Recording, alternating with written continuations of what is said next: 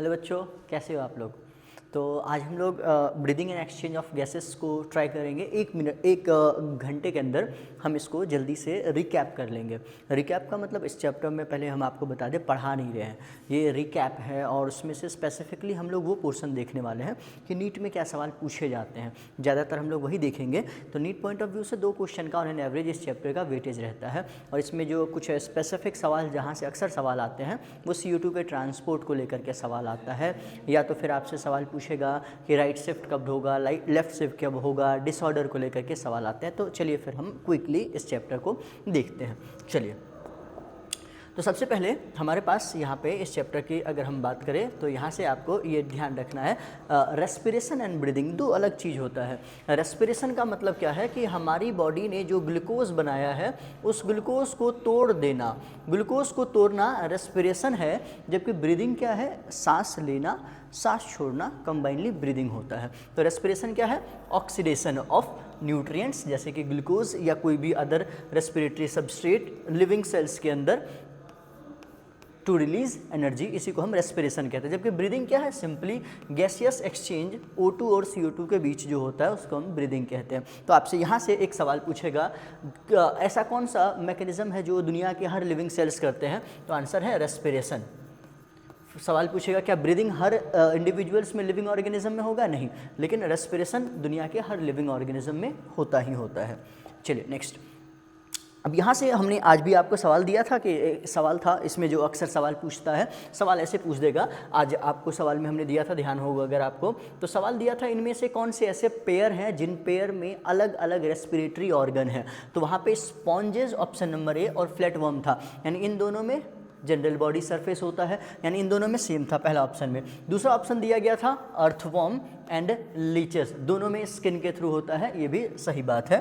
फिर तीसरा ट्रेकियल यानी इंसेक्ट और स्पाइडर मान लो, यानी ट्रेकिया के थ्रू रेस्पिरेशन होता है तो हम ट्रेकियल रेस्पिरेशन कहते हैं। और ये वाला पॉइंट आप अक्सर भूल जाते हैं, जिस पॉइंट में आपको यहाँ पे लिखा हुआ है ये ब्रेंकियल रेस्पिरेशन का क्या मतलब होता है। अगर रेस्पिरेशन किसके थ्रू हो, गिल्स के थ्रू हो, तो उसको ब्रेंकियल रेस्पिरेशन कहते हैं। तो यानी कि आपसे यहाँ इस पूरे और लंग्स से हो तो पल्मोनरी, यानी आपसे यहाँ पे क्या सवाल पूछ सकता है। तो यहाँ से आपसे एक ही सवाल बनता है कि दे देगा इधर कितने ऐसे पेयर्स हैं, या सिंपली आपको बोलेगा मैच कर दीजिए कौन किसका ब्रीदिंग ऑर्गन है। या दूसरा जो बढ़िया सवाल अगर बनाना होगा तो ऐसे बनाएगा कि लिख देगा लीचेस अर्थवर्म, अर्थवर्म इंसेक्ट, तो और ऑप्शंस दे देंगे स्पॉन्जेस फ्लैटवर्म, और पूछेगा बताइए इनमें से कौन सा पेयर ऐसा है जिस पेयर में अलग अलग ब्रीदिंग दिए गए हैं, ब्रीदिंग ऑर्गन्स होते हैं। तो ये सवाल आपसे बन सकता है इसमें। चलिए नेक्स्ट, अब यहाँ से हम लोग ह्यूमन ब्रीदिंग सिस्टम या ह्यूमन रेस्पिरेटरी सिस्टम की बात करेंगे, जहाँ पे 2 चीज़ से डिवाइडेड है, एयर पैसेज और दूसरे होते हैं हमारे पास में पेयर्ड लंग्स। ठीक है, चलिए नेक्स्ट अब हम लोग बात करें तो हमारा जो पूरा का पूरा ब्रीदिंग सिस्टम है वो 2 पार्ट में डिवाइडेड है। एक को हम कंडक्टिंग जोन कहते हैं, दूसरे को हम लोग एक्सचेंज जोन कहते हैं। जल्दी से मेरे साथ आप बताइए कौन कौन सा पार्ट कंडक्टिंग जोन का है, कौन सा पार्ट एक्सचेंज जोन का है। अभी हमने पढ़ा है nostrils, nasal chambers, nasal chambers के बाद pharynx, लैरिंग्स, trachea, bronchi, bronchioles, alveoli. ठीक है, आपको कमेंट में जल्दी से जवाब दे करके बताइए ब्रोंक्यूल्स का वो कौन सा ऐसा पार्ट है जो कंडक्टिंग जोन में आएगा, और ब्रोंक्यूल्स का कौन सा पार्ट है जो एक्सचेंज जोन में आएगा। जल्दी से मुझे इसका जवाब कमेंट में लिख करके बताइए। कंडक्टिंग जोन का काम क्या है, ट्रांसपोर्ट करना, क्या हमारे नेजल चैम्बर से लेकर के एयर को एल्वियोलाई तक लाना ले जाना। और क्या करते हैं, अगर हवा में कुछ इम्प्योरिटीज़ हैं तो उसको प्योरीफाई करना और हवा में थोड़ी सी नमी ऐड कर देना, यानी कि हम जब सांस ले रहे हैं हवा गर्म है तो उसको थोड़ा सा ठंडा कर देना, ठंडा है तो थोड़ा सा बॉडी टेम्परेचर के हिसाब से कर देना, या अगर हवा में नमी नहीं है तो उसमें थोड़ी सी नमी डाल देना। ये पार्ट है एक्चुअल में कंडक्टिंग जोन का। लेकिन यहाँ से सवाल, ये एक सवाल बनता है सिर्फ, जहाँ पे आप गलती करेंगे कि ब्रोंक्यूल्स का कौन सा पार्ट कंडक्टिंग का है और ब्रोंक्यूल्स का कौन सा पार्ट एक्सचेंज जोन का होता है। चलिए नेक्स्ट, अब यहाँ से आपके पास में दिया गया है, आप यहाँ से बताइए external nostrils, nasal passage, nasal chamber, nasopharynx, glottis, लैरिंग्स, trachea, primary bronchi, secondary bronchi, tertiary bronchi, bronchioles, terminal bronchioles, respiratory bronchioles और एल्वियोलर डक्ट। तो यहाँ से आपको जल्दी से मुझे आप इन दोनों में स्पेसिफिकली याद रखना है, आपको बताना है कौन सा एक्सचेंज का पार्ट है और कौन सा कंडक्टिंग, यही एक सवाल आप भूलेंगे। ठीक है, चलिए नेक्स्ट, लैरिंग्स। लैरिंग्स को हम लोग क्या कहते हैं, साउंड बॉक्स या वॉइस बॉक्स कहते हैं। ये जो हमारे पास में स्ट्रक्चर्स आपको यहाँ पे दिख रहे हैं, देखो ये हमारा ये जो हाइड बोन है, जिस बोन से हमारी टंग अटैच्ड है, फिर उसके बाद नीचे ये जो थायराइड मेम्ब्रेन है और यहीं पे हमारा वॉइस बॉक्स होता है।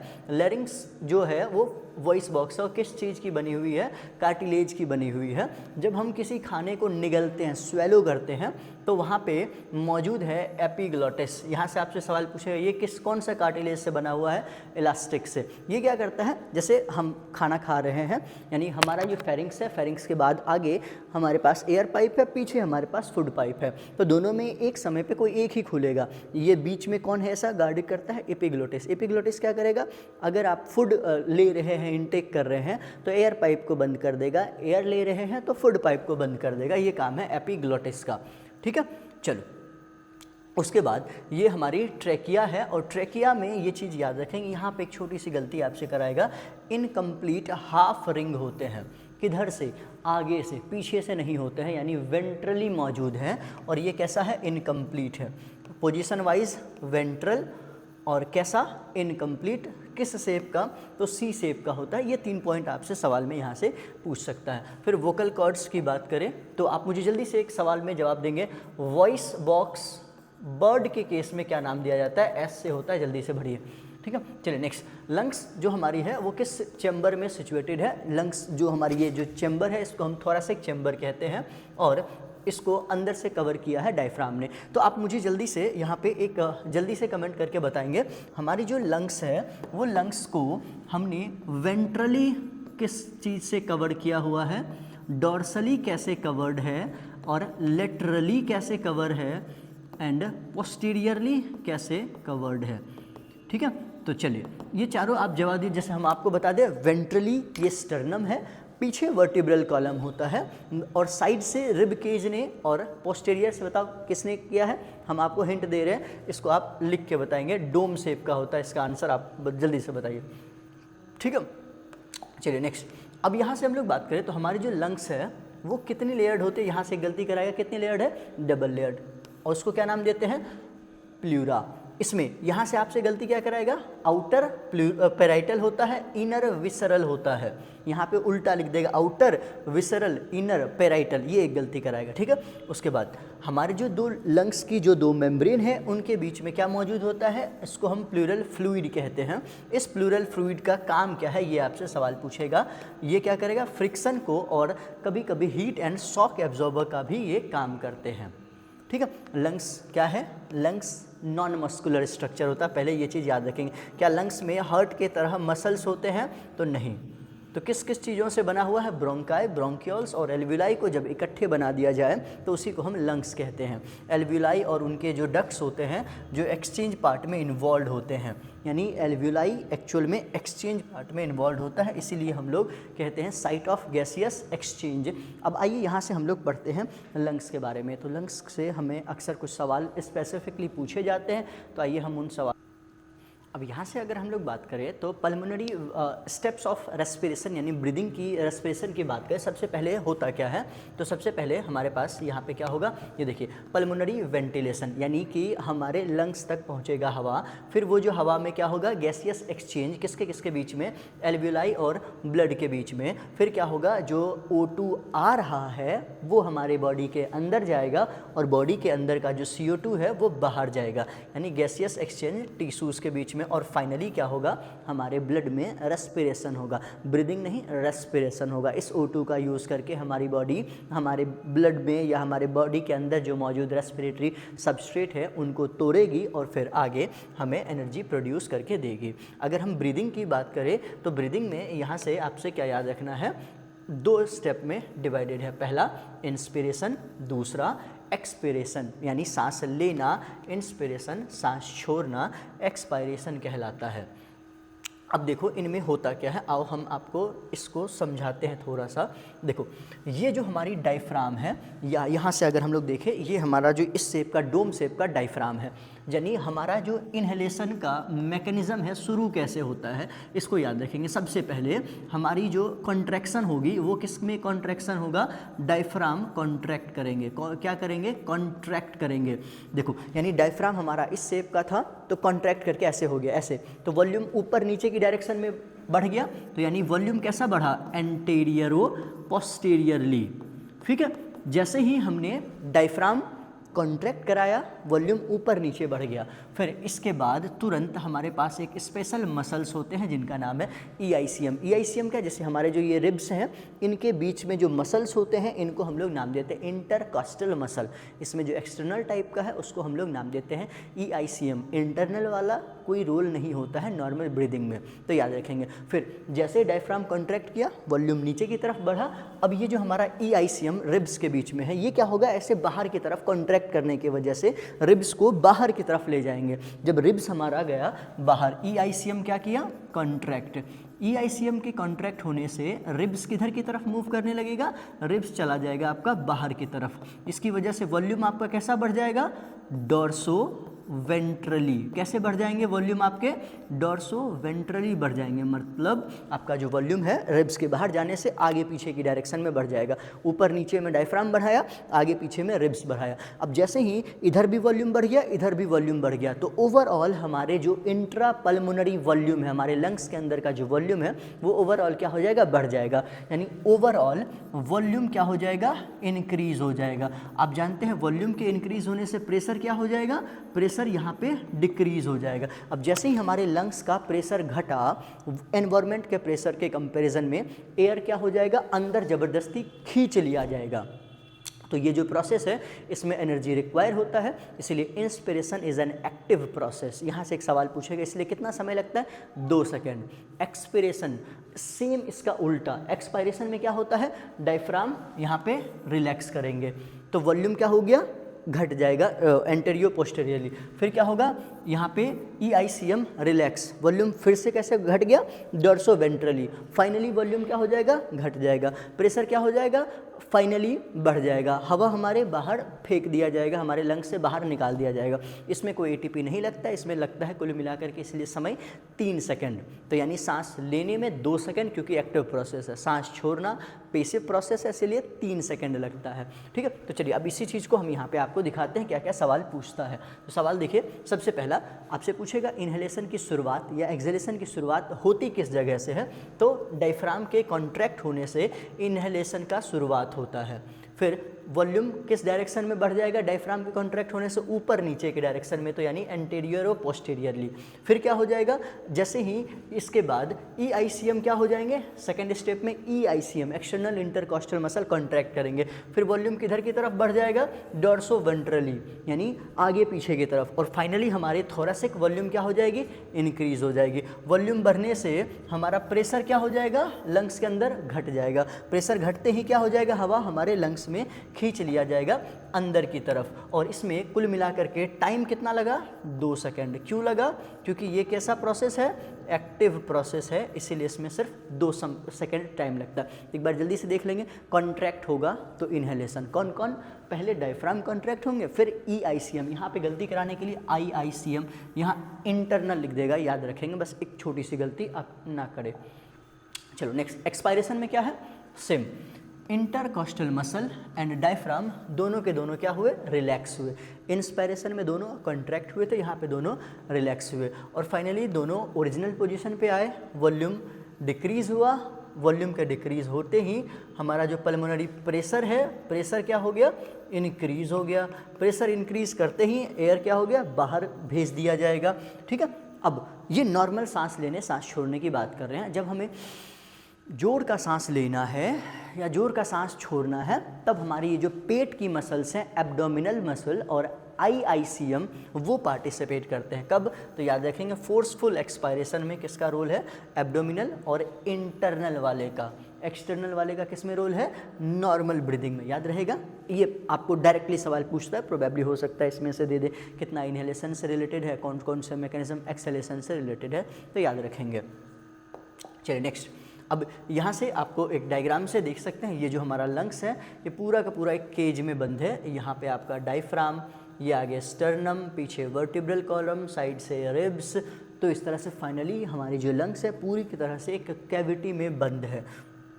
चलिए अब यहाँ से जो अक्सर सवाल पूछता है और हम लोग अक्सर, आप ये मान लो कि कंफर्म हम कह सकते हैं कि नेट 26 में एक सवाल वॉल्यूम एंड कैपेसिटीज़ पे रहने वाला है आपको। तो आइए हम आपको वॉल्यूम एंड कैपेसिटीज़ के बारे में एक बार समझाते हैं। सबसे पहला दिया गया टाइडल वॉल्यूम, यानी देखो हम आपको पढ़ा भी रहे हैं और सांस भी ले रहे हैं। सांस नॉर्मली ले रहे हैं, छोड़ रहे हैं, नॉर्मली ले रहे हैं, छोड़ रहे हैं। तो नॉर्मली जो हम सांस ले रहे हैं या जो सांस छोड़ रहे हैं उस वॉल्यूम ऑफ एयर को हम क्या नाम देते हैं? Tidal volume. और उसका अमाउंट कितना होता है? 500 मिलीलीटर। और इसको अगर ग्राफ में दिखाना होगा तो हम कुछ इस तरह से ये वाला ग्राफ में दिखाएंगे। ये वाला जो वॉल्यूम ऑफ एयर है इसको हम लोग क्या नाम देंगे? Tidal volume. नॉर्मली सांस लिया, नॉर्मली सांस छोड़ दिया, जो उस वॉल्यूम ऑफ अमाउंट को क्या नाम देंगे? Tidal volume. कितना होता है? 500 ml। ये हम गलती नहीं करते हैं। दूसरा इंस्पिरेटरी रिजर्व वॉल्यूम, देखिए यानी जोर लगा करके हम जितना सांस अंदर ले सकते हैं उसको हम लोग नाम देते हैं इंस्पिरेटरी रिजर्व वॉल्यूम। यानी ज़बरदस्ती हम जितना सांस लिए अंदर उसको हम लोग नाम देंगे इंस्पायरेशन के लिए वो वॉल्यूम रिजर्व है उसको नाम देंगे IRV। उसका अमाउंट क्या है? 2500 से 3000। तो देखो ये था हमारा नॉर्मल सांस लेना छोड़ना। ज़बरदस्ती हम कितना ले सकते हैं? इतना और ज़्यादा ज़बरदस्ती ले सकते हैं। और ये जो वॉल्यूम अमाउंट होता है कितना होता है? 2500 से 3000 ml। ये अमाउंट भी आपको याद रखना पड़ेगा, ठीक है। चलिए तो जिस तरह से हमने ज़बरदस्ती सांस लिया तो ज़बरदस्ती सांस छोड़ भी सकते हैं। तो ज़बरदस्ती जो सांस हम छोड़ेंगे, जितना सांस वॉल्यूम ऑफ एयर जो कि एक्सपायर कर सकते हैं हम फोर्सफुली, तो उस अमाउंट को हम क्या नाम देंगे? Expiratory reserve volume. और इसका अमाउंट क्या है? 1000 से 1100। देखो नॉर्मली सांस लेते छोड़ रहे थे, ये था। अब नॉर्मली के अलावा जितना हम छोड़ सकते हैं ये हो गया हमारा। ये जो अमाउंट ऑफ एयर आपको दिख रहा है इसको हम लोग नाम देंगे एक्सपिरेटरी रिजर्व वॉल्यूम। इसका अमाउंट कितना होता है? 1000 से 1100 ml। चलिए नेक्स्ट है रेजिडुअल वॉल्यूम। रेजिडुअल वॉल्यूम क्या होता है? अमाउंट ऑफ एयर जिसको कि हम अपने जीते जी यूज़ नहीं कर सकते हैं, उस अमाउंट ऑफ एयर को हम नाम देते हैं रेजिडुअल वॉल्यूम। यानी ये हमारे पास में हमेशा रिजर्व रहता है और इसका अमाउंट होता है 1100 से 1200 ml। तो आपसे सवाल पूछेगा कि अच्छा मुझे ये बता दो कि हमारे जो स्पायरोमीटर, जिस डिवाइस से हम इसको नापते हैं, वो कौन सा वॉल्यूम को नहीं नाप सकता है? आंसर है रेजिडुअल वॉल्यूम को स्पायरोमीटर नहीं नाप सकता। क्यों? क्योंकि हम अपने जीते जी फूकने वाला जो डिवाइस है उसको स्पायरोमीटर कहते हैं, वो हम जीते जी नहीं यूज़ कर सकते उस वॉल्यूम को। तो यानी जिस भी क्वेश्चन में आपसे सवाल पूछे इनमें से कितने ऐसे हैं जो कि रेजिडुअल वॉल्यूम में, मतलब जिसको हम स्पायरोमीटर से नहीं नाप सकते। चलिए आप मुझे आंसर जल्दी से लिख के देखिए। IC, IRV, VC, FRC, TLC and RV। 1 2 3 4 5 6, इन 6 में से कितने ऐसे वॉल्यूम हैं जिसको आप स्पायरोमीटर से माप नहीं सकते? जल्दी से आंसर कमेंट कीजिए, आप जल्दी से आंसर कमेंट करो, ठीक है। तो चलो, और दूसरा सवाल आपसे क्या पूछेगा? हम जितने भी वॉल्यूम्स देखे थे उनमें कौन से 2 वॉल्यूम्स हैं जो लगभग सेम है? तो देखिए ERV 1000 से 1100, ये 1100 से 1200, तो ये दोनों लगभग सेम होता है, लगभग। तो यहाँ से आपसे सवाल पूछता है। चलिए नेक्स्ट, इंस्पायरेशन कैपेसिटी, यानी हम नॉर्मली जो सांस ले रहे हैं और फोर्सफुली जितना ले सकते हैं उन दोनों को मिला के कहते हैं इंस्पायरेशन कैपेसिटी। जितनी हमारी सांस अंदर लेने की क्षमता है उसी क्षमता को नाम देते हैं इंस्पायरेशन कैपेसिटी। वो क्या है? टाइडल वॉल्यूम नॉर्मली में जो हम सांस ले रहे हैं, और क्या? IRV। यही 2 अमाउंट है जो हम ले सकते हैं, यानी TV प्लस IRV। यानी TV कितना होता है? 500 ml, IRV कितना होता है? 2500 से 3000। तो दोनों को जोड़ दिया जाए तो कितना होगा? 3000 से 3500 ml। चलिए ठीक वैसे ही उल्टा, एक्सपिरेशन कैपेसिटी, जितना हमारी सांस बाहर निकाल देने की टोटल क्षमता है, तो कितना? तो ये तो हम निकालते ही हैं, निकालते, और साथ साथ ये निकाल सकते हैं। इन दोनों को जोड़ दो, क्या हो जाएगा? TV plus ERV। यानी TV कितना होता है? 500, ERV क्या होता है? 1000 से 1100। तो दोनों को जोड़ दो तो क्या निकल के आ जाएगा? 1500 से 1600 ml। कोई दिक्कत? चलिए नेक्स्ट, अब यहाँ से हमारे पास इसका डेफिनेशन सबसे ज़्यादा सवाल में आपसे पूछ ही देता है, याद रखना, ये ही सबसे ज़्यादा पूछता है। फंक्शनल रेजिडुअल कैपेसिटी, ये क्या होता है? सोचो, जोरदार सांस लो, नॉर्मल सांस छोड़ दो, या नॉर्मल सांस लो, नॉर्मल सांस छोड़ दो। यानी जोरदार सांस लो, छोड़ो नॉर्मल, इसके अलावा जितने भी अब यानी इतने दूर हुआ ये वाला और ये वाला, इसके बाद जो बच गया आपके लंग्स में उसी को हम नाम देते हैं फंक्शनल रेजिडुअल कैपेसिटी। क्या बच गया? एक ये बच गया और एक ये बच गया, यानी FRC is equal to ERV plus RV, यानी नॉर्मली सांस लो छोड़ो जो बच गया वो, या जोर से सांस लो छोड़ो जो बच गया वो, दोनों को मिला दो तो उसी को हम नाम देंगे फंक्शनल रेजिडुअल कैपेसिटी। इसके पूछे जाने की प्रोबेबिलिटी सबसे ज़्यादा होती है। चलिए नेक्स्ट है वाइटल कैपेसिटी। वाइटल का मतलब होता है जीवित रहते, बहुत ज़रूरी, यानी हम जीवित जब तक हैं तब तक जितने वॉल्यूम ऑफ अमाउंट को हम यूज़ कर सकते हैं उसी को नाम देते हैं वाइटल कैपेसिटी। हम अपने जीते जी किसको नहीं यूज़ कर सकते हैं तो वो है रेजिडुअल वॉल्यूम। इसके अलावा रेजिडुअल वॉल्यूम को यूज़ नहीं कर सकते, तो क्या क्या यूज़ कर सकते हैं? ये तो यानी हम इसको फॉर्मूला क्या लिख सकते हैं? Vital capacity is equal to IRV plus TV plus ERV, या एक और हम लिख सकते हैं टोटल लंग कैपेसिटी में से रेजिडुअल वॉल्यूम को घटा दो, ये भी तो यही हो गया। ठीक है, तो दोनों में से फॉर्मूलाज बहुत सारे बनाए जा सकते हैं, आपसे कुछ भी पूछ सकता है। चलिए नेक्स्ट, अब यहाँ से हमारे पास है टोटल लंग कैपेसिटी, यानी इस जगह से शुरू करो यहाँ तक ला दो, सबका जो हो गया वो है टोटल लंग कैपेसिटी। इसमें प्रोबेबली कोई दिक्कत नहीं है। हमने आपको कॉपी में इसके रिगार्डिंग और भी बहुत सारे फार्मूला, कम से कम 4 फार्मूला लिखवाए थे, आप कोई भी 2 लिख करके दिखाइए। जैसे हम एक एग्जाम्पल दे दें, इन दोनों को लिख सकते हैं EC, ठीक है, या इसको मिला करके IC लिख सकते हैं, या VC के टर्म में, FRC के टर्म में। आप जल्दी से मुझे इसका 1-2 फार्मूला और लिख करके बताइए, और कुछ प्रॉब्लम हो तो जल्दी से मुझे बताओ, कमेंट करो फटाक से। उम्मीद है आपने कमेंट कर दिया होगा। अब हम लोग आगे देखते हैं डेड एयर वॉल्यूम, ये क्या होता है। देखो हमने आपको बताया कि आप सोच के देखो, हम टाइडल वॉल्यूम यानी नॉर्मली जो सांस ले रहे हैं छोड़ रहे हैं वो कितना ml है? 500 ml। सांस यहाँ से शुरू हो रहा है, हमारे एल्विलाई तक जा रहा है। क्या हम 500 ml जो ले रहे हैं ये क्या पूरा का पूरा एल्विलाई को मिल रहा है? नहीं मिल रहा है। कितना रास्ते में रह जाएगा? तो 150 ml एयर जो है वो रास्ते में ही रह जाता है, जो पार्टिसिपेट ही नहीं करता है ब्रीदिंग में, यानी एक्सचेंज ऑफ गैसेस में। उस अमाउंट को हम लोग नाम देते हैं डेड एयर वॉल्यूम। लेकिन अगर आपसे पूछे एल्विलाई को मिला कितना, यानी अगर 150 रास्ते में ही रह गया तो एल्विलाई को मिलता कितना? हर 500 ml में 350 ml ही एल्विलाई को हर बार मिलता है, और रिमेनिंग हर बार 150 ml क्या हो जाता है? वो रास्ते में ही रह जाता है, जिनको हम लोग नाम देते हैं डेड एयर वॉल्यूम। कोई दिक्कत? अगर पल्मोनरी वॉल्यूम यहाँ से सवाल पूछा जाए, पल्मोनरी वेंटिलेशन, तो हम क्या होता है? इसका फॉर्मूला होता है tidal volume into breathing rate. तो टाइडल वॉल्यूम कितना होता है? 500 मिलीलीटर। ब्रीदिंग रेट कितना होता है? 12 से 16, यानी इसको आप कैलकुलेट करेंगे 6000 टू 8000 मिलीलीटर निकल के आएगा। अब यहाँ से आप मुझे एल्वियोलाई को एक्चुअल में मिलता कितना है?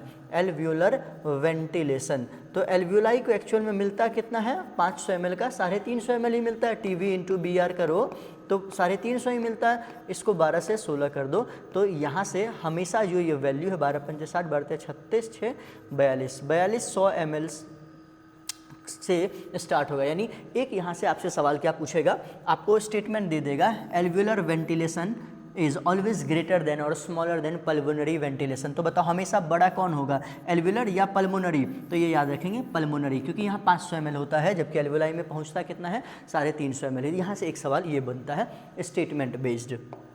चलो नेक्स्ट, हम जो रेस्पिरेशन यानी एक इंस्पिरेशन एक एक्सपायरेशन, इसको हम लोग नाम देते हैं एक ब्रीदिंग। तो 1 मिनट में हम कितनी बार ब्रीथ करते हैं? 12 से 16। जो डिवाइस हम यूज़ करते हैं उसका क्या नाम है? स्पायरोमीटर। ये वाला डिवाइस को हम नाम देते हैं स्पायरोमीटर। ये देखें, ये जितना ऊपर उछेगा इस तरह से आपसे, आप गए होंगे अगर कभी देखने अपने बुजुर्ग को, तो आपको देखा, ऑब्वियसली प्रोबेबली आपने शायद में भी देखा हो। चलो अब यहाँ से हमारा ये जो टॉपिक है एक्सचेंज ऑफ गैसेस, इसमें से देखो बहुत कुछ समझने जैसा है, लेकिन बहुत कुछ जो डायरेक्टली क्वेश्चंस बेस्ड है उस पर हम लोग आइए बात करते हैं। एक्सचेंज होता है किसके किसके बीच में? एल्वियोलाई और ब्लड, और फिर ब्लड से टिश्यूज़ तक जाते हैं। तो देखो एल्वियोलाई को हम लोग कहते हैं primary site of exchange of gases, और ये पूरा का पूरा जो एक्सचेंज ऑफ गैसेस कौन से प्रोसेस पे डिपेंड होता है? डिफ्यूज़न। तो आपसे सवाल पूछेगा कौन सा process? Osmosis, diffusion, simple diffusion, facilitated diffusion. तो याद रखेंगे सिंपल डिफ्यूज़न पे पूरा का पूरा हमारा जो एक्सचेंज ऑफ गैसेस है वो डिसाइडेड है। ये हमारी एल्वियोलाई है और ये हमारा कंडक्टिंग जोन का ऊपर से पार्ट है। चलो नेक्स्ट, ये जो एक्सचेंज ऑफ गैसेस है वो किस चीज़ पे डिपेंड करता है? ये चीज़ याद रखेंगे, प्रेशर या कंसंट्रेशन ग्रेडियंट, यानी जितना जिस गैस का जितना, देखो हम जानते हैं gases move from their higher pressure gradient to lower pressure की तरफ मूव करते हैं। तो जिनका प्रेशर जितना ज़्यादा, वो जैसे एनवायरनमेंट में O2 का ज़्यादा प्रेशर है तो एनवायरनमेंट से O2 आता है, जबकि हमारे बॉडी के अंदर CO2 का पार्शियल प्रेशर ज़्यादा है तो CO2 हमारे बॉडी से बाहर जाता है, तो पार्शियल प्रेशर।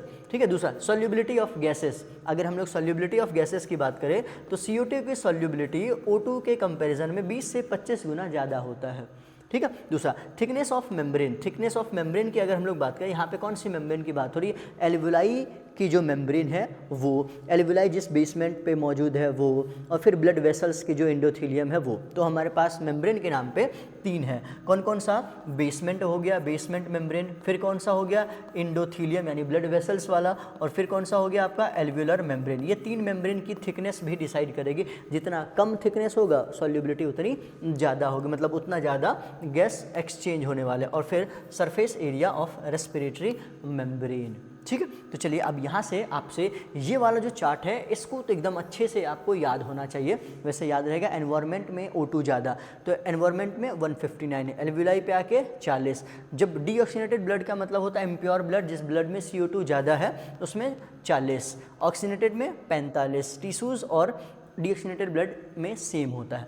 एनवायरनमेंट में 0.3 mm ऑफ Hg के टर्म में, एल्वुलाई में 40, डीऑक्सीनेटेड ब्लड में 45, इसमें 40 फिर 45, ये डाटा आप याद रखेंगे। पार्शियल प्रेशर क्या है, जैसे कि मान लो एक बीकर में 10 बॉल है, एक बॉल का स्पेसिफिक जो वजन है वो उसका इंडिविजुअल वजन होगा। वैसे ही एक बॉल में 10 तरह के गैसेस हैं, उसमें एक गैस का जो individual pressure upon total pressure है वही हमारा पार्शियल प्रेशर कहलाता है। तो ये डाटा एकदम अच्छे से आपको याद होना चाहिए, ये आपसे सवाल में पूछ देता है। ठीक है। कोई दिक्कत, यहाँ पे आपको क्या दिखाएगा, जैसे मान लो ये हमारी बॉडी के टिश्यूज़ हैं, यहाँ से डीऑक्सीनेटेड ब्लड हार्ट के पास आएंगे, हार्ट वापस से पंप करके भेजेगा एल्वुलाई पे, एल्वुलाई से CO2 लेगा, CO2 वापस O2 देगा, और यहाँ से ब्लड प्योर होगा, प्योर होने के बाद हार्ट वापस पंप करके इसको ब्लड प्योरीफाइड होकर के मिल जाएगा। चलो नेक्स्ट, अब यहाँ पे अगर हम लोग बात करें तो यहाँ पे क्या लिखा हुआ है, partial pressure of O2 of in alveoli ज़्यादा है, कितना है 104 है। ठीक है। कोई दिक्कत, एज़ कम्पेयर टू कैपिलरीज, इसीलिए O2 हमेशा ऊपर से नीचे की तरफ जाते हैं और CO2 नीचे से ऊपर की तरफ। नीचे मतलब टिश्यूज से एनवायरनमेंट की तरफ, यहाँ एनवायरनमेंट से हमारे ब्लड अंदर की तरफ आता है एल्वुलाई की तरफ। पार्शियल प्रेशर ऑफ CO2 किस में ज़्यादा होगा, ऑब्वियस सी बात है, जो ब्लड ज़्यादा गंदी होगी यानी डीऑक्सीनेटेड ब्लड यानी कार्बन डाइऑक्साइड ज़्यादा होगा तो पार्शियल प्रेशर भी ऑब्वियस सी बात है ज़्यादा ही होने वाला है। ये वाला पॉइंट याद रखेंगे। सॉल्युबिलिटी कितनी ज़्यादा है, 20 से 25 ज़्यादा होते, किसकी ज़्यादा है, CO2 की ज़्यादा है। चलिए नेक्स्ट, डिफ्यूजन मेम्ब्रेन हमारे पास 3 है, ये आपसे सवाल पूछेगा। यहाँ पे कौन सा मेम्ब्रेन होता है, स्क्वेमस होता है। एंडोथेलियम क्या है, कैपिलरीज की जो मेम्ब्रेन होती है उसको एंडोथेलियम कहते हैं, और फिर बेसमेंट मेम्ब्रेन इन दोनों के बीच में। यहाँ से आपसे देखो ये दे देगा A, ये लिख देगा B, ये लिख देगा C, और आपसे पूछेगा, ये नीट 24 में ही पूछा गया था ABC करके कि कौन सा सही है कौन सा गलत है। तो याद रखेंगे, ये डायग्राम बहुत इंपॉर्टेंट डायग्राम है, लेबलिंग्स के साथ आप याद रखेंगे, आपसे सवाल पूछा जाता है। चलिए अब यहाँ से हम लोग नेक्स्ट बात करते हैं गैसियस ट्रांसपोर्ट के बारे में। अब हम लोग ट्रांसपोर्ट ऑफ गैसेस पढ़ेंगे तो हम स्पेसिफिकली इस पूरे चैप्टर में 2 गैस के ट्रांसपोर्ट के बारे में बात करते हैं। पहला गैस है O2 और दूसरा गैस है CO2। O2 का जो ट्रांसपोर्ट है वो कैसे होता है, एज ऑक्सी हीमोग्लोबिन, यानी हीमोग्लोबिन को डायरेक्टली O2 लेके चला जाए, या ये क्या हो जाएंगे, डिजॉल्व हो जाएंगे प्लाज्मा में। 3% क्या होगा, डिजॉल्व हो जाएंगे प्लाज्मा में, और रिमेनिंग 97% चला जाएगा एज हीमोग्लोबिन बाइंड करके। कार्बन डाइऑक्साइड की अगर हम लोग बात करें तो यहाँ पे यानी कार्बन डाइऑक्साइड हीमोग्लोबिन से कार्बन डाइऑक्साइड बाइंड कर जाए, ऐसा कितना परसेंट होता है, 23%। ठीक है। एज कार्बोनिक एसिड, या हम ये कह लें यहाँ पे ये डिजॉल्व इन प्लाज्मा होता है, कितना परसेंट, तो डिजॉल्व हो जाएगा 7%। फिर बाइकार्बोनेट के फॉर्म में कितने परसेंट होते हैं, तो रिमेनिंग 70%। तो ये जो परसेंटेज है यही आपसे सवाल में पूछता है, एक बार एकदम दिमाग में बिठा लेना। इसमें प्लाज्मा में कितना परसेंट डिजॉल्व, 3%, इसमें कितना 7%, इसमें RBC कितना यानी हीमोग्लोबिन कितना लेके जा रही है, 97%, जबकि इसमें कितना लेके जा रही है, 23%। मेजोरिटी ऑफ कैसे जा रहा है, 70%, किसके through, in form of plasma. Plasma में बाइकार्बोनेट आयन 70% ट्रांसपोर्ट किए जाते हैं। तो आइए इन्हीं को एक एक करके हम देखते हैं। तो ये देखिए O2 का 3%, ठीक है, कैसे, प्लाज्मा में डिजॉल्व होगा। 97% कैसे होगा, हीमोग्लोबिन से बाइंड कर जाएगा और वो ट्रांसपोर्ट कर दिया जाएगा। O2 वाला अक्सर हम गलती नहीं करते हैं। हीमोग्लोबिन से अगर ऑक्सीजन बाइंड है तो उसको हम लोग क्या नाम देंगे, ऑक्सी हीमोग्लोबिन। यानी हीमोग्लोबिन के साथ एक सवाल और याद रखेंगे, ऑक्सीजन बाइंड कर जाए, क्या हम इसको ऑक्सीडेशन कहेंगे? नहीं। ऑक्सीडेशन में कैसा बाइंडिंग होता है, बाइंडिंग परमानेंट होता है। तो इसको हम लोग क्या नाम देते हैं, इसको हम लोग नाम देते हैं ऑक्सीजिनेशन, यानी temporary binding of oxygen with haemoglobin is known as oxygenation. एक हीमोग्लोबिन में 4 हीम यूनिट है, इसलिए वो कितने ऑक्सीजन कैरी कर सकता है, 4 ऑक्सीजन कैरी कर सकता है। इसमें कोई दिक्कत नहीं है, परसेंटेज वाला बात बस याद रखेंगे। आप जल्दी से मुझे कमेंट करके एक सवाल का जवाब बता दो, 100 ml ब्लड में कितना ग्राम हीमोग्लोबिन होगा? जल्दी से जवाब दो, 100 ml ब्लड में कितना ग्राम हीमोग्लोबिन होगा? जल्दी से आप जवाब दीजिए। चलिए, कोई दिक्कत? अब यहाँ से हमारे पास एक छोटा सा टॉपिक आता है, कर्व हमारा जो है वो कब राइट शिफ्ट होता है और कर्व हमारी कब लेफ्ट शिफ्ट होगी। तो आइए उसको हम लोग देखते हैं। देखो, ये जो हीमोग्लोबिन है इस पे आपको एक कर्व दिया गया, आगे अभी पढ़ाएंगे भी हम। ये एक जो कर्व है, ये कर्व राइट शिफ्ट होना, यहाँ पे P50 वैल्यू आता है तकरीबन 20 से 25 mm ऑफ Hg पे।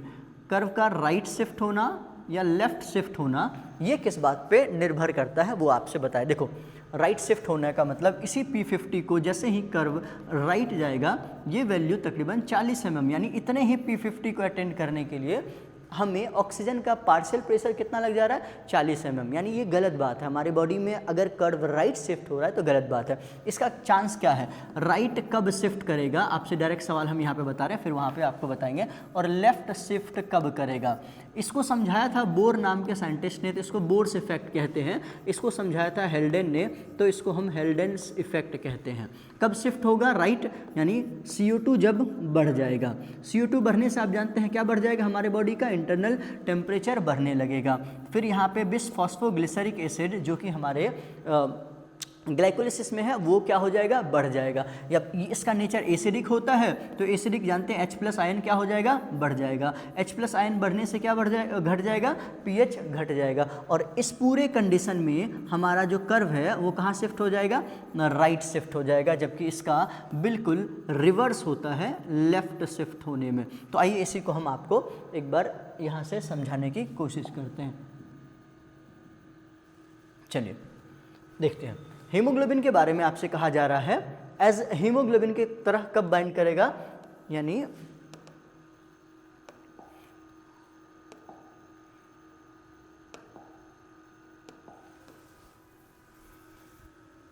चलो देखो, जब हमारे पास में high partial pressure of O2 हो, यानी लो CO2 हो, तब हमारी हीमोग्लोबिन किससे बाइंड करेगी, ऑक्सीजन से बाइंड करेगी। यानी हीमोग्लोबिन ऑक्सीजन से बाइंड करे, इसके लिए ऑक्सीजन ज़्यादा होना चाहिए, CO2 कम होना चाहिए, तभी बाइंड कर सकता है।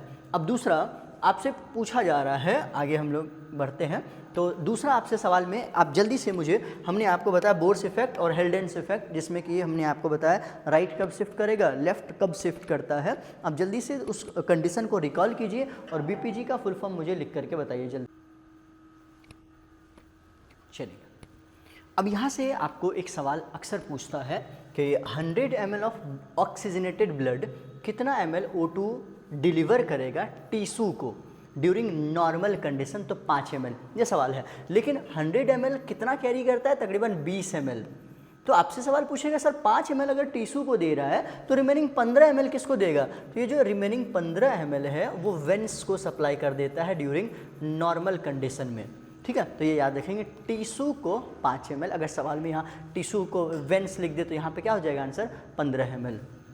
लेकिन जैसे ही हम एक्सरसाइज वगैरह करने लग जाएंगे, यहाँ पे लिखेंगे ड्यूरिंग एक्सरसाइज या स्ट्रेनस कंडीशन, जब हम एक्सरसाइज या स्ट्रेन फुल होते हैं तो हमारा यही 5 ml बढ़ करके कितना ml हो जाता है, 15 ml। याद रखेंगे, नॉर्मल में 5 ml टिश्यू को मिलता है, जब एक्सरसाइज कर रहे हो तो 15 ml टिश्यू को मिलता है। चलिए, ये है आपका ऑक्सीजन हीमोग्लोबिन बाइंडिंग कर्व। ये जो कर्व है किस शेप का कर्व है, सिग्मोइड है। ठीक है, ये आइए हम इसको बात करते हैं। ये जो वैल्यू है ये है P50 वैल्यू, क्या है P50 वैल्यू, ये तकरीबन आप देखेंगे तो 25 mm ऑफ Hg के करीब आता है। ठीक है, ये जो पूरा का पूरा है डिपेंड करता है CO2H+ पे। अभी हमने आपको बताया था, जल्दी से वापस से लिख के बताइए, ये कर्व राइट कब शिफ्ट करता है और लेफ्ट कब शिफ्ट करता है, जल्दी से बताएंगे। चलो, अब अगर हम लोग यहाँ पे बात करें तो पार्शियल प्रेशर हाई है CO2 का कब, और उसी कंडीशन पे लो है। जब CO2 हाई है तो लो है, कहाँ पे CO2 ज़्यादा होगा, डीऑक्सीनेटेड ब्लड या टिश्यू के कंडीशन में। अब देखो इसमें होता क्या है, अब इसके मैकेनिज़्म को अगर हम लोग बात करें तो आओ इसके मैकेनिज़्म को एक बार हम समझाने की कोशिश करते हैं। देखो हमारे पास है CO2, ये जो हमारे CO2 है, ये CO2 हमारे पास टिश्यू में ज़्यादा है, टिश्यू में क्या है, ज़्यादा है। अब इसको ट्रांसपोर्ट करने का 3 तरीका है। पहला तरीका क्या है, 7% प्लाज्मा में डिज़ोल्व होगा और ये डिज़ोल्व प्लाज्मा एल्वुलाई तक जाएगा और वहाँ से वो बाहर आउट कर दिया जाएगा। दूसरा क्या है, रिमेनिंग 23% जो है उस पे हीमोग्लोबिन बाइंड करेगा, कार्बामिनो हीमोग्लोबिन बनाएगा और ये एल्वुलाई तक लेकर के आएगा और इसको भी क्या कर दिया जाएगा, बाहर। रिमेनिंग जो थर्ड है 70%, ये बाइकार्बोनेट आयंस के फॉर्म में जाते हैं। तो इसके मैकेनिज्म को समझना थोड़ा सा टेढ़ा खीर है, आओ समझते हैं। देखो ये है टिश्यू, टिश्यू में मौजूद है CO2 ज़्यादा, यहाँ से टिश्यू जैसे ही पहुँचेगा हमारी RBCs में, ये बाइंड करेगा वाटर से, water plus H2O, carbonic anhydrase enzyme की प्रेजेंस में ये बना लेगा कार्बोनिक एसिड। अंदर ही हो रहा है, ये कार्बोनिक एसिड तुरंत वापस से बीइंग अनस्टेबल, रूम टेम्परेचर से ज़्यादा पे ये अनस्टेबल होता है, ये तोड़ दिए जाएंगे HCO3- और H+ में। अब ये RBC से निकलेगा, बाहर आएगा प्लाज्मा में, प्लाज्मा में जैसे ही आया ये सोडियम से बाइंड करके बफर के तरह काम करने लगेगा। अब ये तैरता हुआ फाइनली एल्वुलाई के पास आएगा और फिर ये देखो यहाँ पे हम पढ़ा नहीं रहे हैं, बता रहे हैं बहुत क्विकली, इसलिए बता रहे हैं कि याद क्या क्या रखना। ये जब HCO3- RBC से बाहर आया था तो यहाँ पे क्लोराइड अंदर आया था, ठीक है। इस क्लोराइड के अंदर आने को प्रोसेस को नाम दिया जाता है हैम्बर्गर्स इफेक्ट, ठीक है। अब यहाँ पे एल्वुलाई पे जैसे ही आया HCO3- बफर का तरह जो काम कर रहा था वो वापस किस में आ गया, RBC में आ जाएगा। तो वापस Cl- क्या हो जाएगा, बाहर। इसको हम लोग रिवर्स क्लोराइड शिफ्ट कहते हैं। ये वापस यहाँ से H2 और CO2 में तोड़ दिया जाएगा और फिर ये CO2 क्या हो जाएगा, ये भी बाहर भेज दिया जाएगा। तो ये जो तीसरा वाला मैकेनिज्म एक बार दोबारा से समझो। देखो टिश्यू में CO2 ज़्यादा है, वहाँ से निकला RBC में गया, वाटर और कार्बोनिक एनहाइड्रेज की प्रेजेंस में कार्बोनिक एसिड बना लेगा। ये जो कार्बोनिक एसिड है ये इतनी अनस्टेबल होते हैं 25 डिग्री से ऊपर कि वो तुरंत तोड़ दिए जाते हैं, वो टूट जाएंगे HCO3- और H+ में। HCO3- RBC से बाहर आया प्लाज्मा में, जैसे ही बाहर आएगा इसको आयनिक बैलेंस करने के लिए क्लोराइड अंदर जाएगा, इसको हम बर्गर इफेक्ट कहते हैं। अंदर गया, बाहर आते ही यानी प्लाज्मा में ये सोडियम से बाइंड कर जाएगा और बफर के तरह काम करेगा। ये तैरता हुआ जब हमारे एल्वुलाई के पास पहुंचेगा ये वापस से HCO3- आएगा RBC के अंदर और फिर वापस से क्लोराइड आयन क्या हो जाएगा, बाहर। इसको हम लोग रिवर्स क्लोराइड शिफ्ट कहते हैं। यहाँ पे वापस ये तोड़ दिए जाएंगे और फिर ये CO2 क्या हो जाएगा, बाहर भेज दिया जाएगा। ये बाइकार्बोनेट आयन वाला है। एक बार आपको हमने अभी जस्ट आपको 11th क्लास वाले को अभी जस्ट पढ़ाए हैं, तो 12th वाले को भी पढ़ाया हुआ है, तो पढ़ा नहीं रहे, जो पॉइंट सवाल से आते हैं वो याद रखना। सिंपली आपसे सवाल पूछे कितना %, तो 70% बाइकार्बोनेट के फॉर्म में। चलिए चलो ठीक है, 7% डिजॉल्व हुआ कार्बोनिक एसिड के फॉर्म में और वो चला गया बाहर। 20 से 25% यानी 23% क्या हो गया, हीमोग्लोबिन के साथ बाइंड किया और चला गया बाहर। रिमेनिंग के जो 70% है वो कार्बोनिक एनहाइड्रेज के प्रेजेंस में HCO3- में टूटा और फिर ये फाइनली अभी हमने आपको बताया HCO3- ये भी क्या कर जाएगा, H2 और CO2 में टूट के यहाँ से CO2 क्या हो जाएगा, आउट। यहाँ से आपको क्या याद रखना है, सिर्फ 100 ml ब्लड कितना ml O2 कैरी करता था, 5, तो CO2 कितना कैरी करता है, CO2 4 ml कैरी करता है। ये चीज़ आपको याद रखनी है, ठीक है। अब यहाँ से हम लोग रेगुलेशन ऑफ ब्रीदिंग की बात करें तो आइए, respiratory rhythm centre, pneumotaxic centre और कीमोसेंसिटिव एरिया। हमारे जो ब्रीदिंग 3 तरह से कंट्रोल होते हैं, एक मेडुला ऑब्लोंगाटा, फिर ये है आपका न्यूमोटॉक्सिक सेंटर और ये हमारे ब्रेन और हार्ट के पास मौजूद है कीमोसेंसिटिव एरिया। एक का नाम है कैरोटिड बॉडी और दूसरे का नाम है एओटिक बॉडी। ठीक है। Aortic body and carotid body, ये दोनों हमारे सेंसिटिव एरिया है। कैरोटिड बॉडी क्या है, हार्ट के जो मसल्स को ब्लड सप्लाई कर रही है उसी पे मौजूद है एओर्टिक बॉडी, एओर्टिक बॉडी। और हमारे जो ब्रेन्स हैं उनको ब्लड सप्लाई करने वाली जो आर्टरीज है उनका नाम है कैरोटिड, और उसी पे मौजूद है ये कोरोनरी आर्टरी पे कैरोटिड बॉडी। चलिए अब यहाँ पे हम लोग नाम देते हैं रेस्पिरेटरी रिदम सेंटर किसको कहते हैं, डायरेक्ट सवाल आता है, मेडुला ऑब्लोंगाटा को। यानी आप जो रिदम सांस ले रहे हैं, छोड़ रहे हैं नॉर्मली, वो कौन करा रहा है, मेडुला ऑब्लोंगाटा। इसके पास दो स्ट्रक्चर है, डीआरजी और दूसरे को हम लोग नाम देते हैं वीआरजी। आपसे सवाल क्या पूछेगा, नॉर्मल ब्रीदिंग में कौन इन्वॉल्व है, डीआरजी, फोर्सफुल में कौन इन्वॉल्व हो जाएगा, वीआरजी। बस इतना सा मेरी बात पे याद रखेंगे, rhythm centre medulla oblongata, DRG किस में इन्वॉल्व है, नॉर्मल ब्रीदिंग के लिए, वीआरजी किस में, फोर्सफुल ब्रीदिंग के लिए। ठीक है, चलो अब नेक्स्ट है हमारे पास न्यूमोटॉक्सिक सेंटर, इसको हम लोग कहते हैं switch off point of inspiration. ये डायरेक्ट सवाल आता है, switch off point of inspiration, यानी हम जब सांस ले रहे हैं, ज़बरदस्ती अंदर खींच रहे हैं, एक समय के बाद हम खींच ही नहीं पाते, चाहे कितनी भी कोशिश कर ले हम नहीं खींच पाते हैं। वो कौन है जो रोकता है, उसको हम लोग नाम देते हैं न्यूमोटॉक्सिक सेंटर, और वो कौन है, पॉन्स है। ये क्या करता है, रिड्यूस कर देता है इंस्पिरेशन को, रोक देता है। अब फर्दर आप सांस नहीं ले पाएंगे, ये कौन डिसाइड करेगा, न्यूमोटॉक्सिक सेंटर। फिर है आपके कीमो सेंसिटिव एरिया, जो कि हमने बताया एओर्टिक बॉडी और कैरोटिड बॉडी के नाम से। एओर्टिक वाला हार्ट को जो ब्लड सप्लाई कर रही है आर्टरी, वो ब्रेन को जो सप्लाई कर रही है वो, ये दोनों के दोनों किस चीज़ के लिए सेंसिटिव है, डायरेक्टली सवाल आता है H2CO2 मतलब H+CO2O2, और भी ऑप्शन दे देंगे तो याद रखेंगे। O2 को इससे कोई मतलब नहीं है, O2 के लिए बिल्कुल भी सेंसिटिव नहीं है हमारी ये दोनों कीमो सेंसिटिव एरिया। अब हमारा लास्ट पार्ट है डिसऑर्डर। डिसऑर्डर अस्थमा, जिसको कि हिंदी में हम लोग नाम देते हैं दम्मा। ठीक है, इसमें क्या होता है, इन्फ्लेमेशन ऑफ ब्रोंकाई हो जाता है और ब्रोंक्यूल्स में भी इन्फ्लेमेशन आ जाएगा, और आवाज़ विजिंग, सीटी वाला जो साउंड होता है उसको विजिंग साउंड कहते हैं। अस्थमा ये किसकी वजह से है, ये ड्यू टू एलर्जीज़ के वजह से होता है, इसको हम लोग नाम देते हैं अस्थमा। नेक्स्ट है हमारे पास एम्फाइसीमा, ये इसका मेजर कॉज याद रखना है, सिगरेट स्मोकिंग।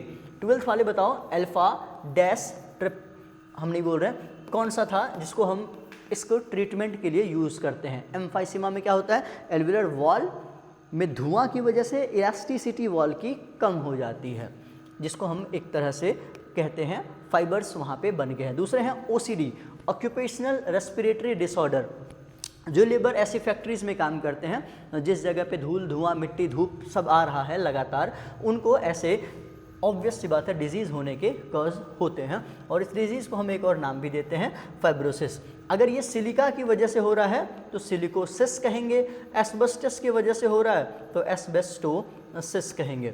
ठीक है, तो इस तरह से हमने आपका ये पूरा चैप्टर को 45 मिनट के अंदर कोशिश किया था ख़त्म करने का, और हमने कर भी दिया।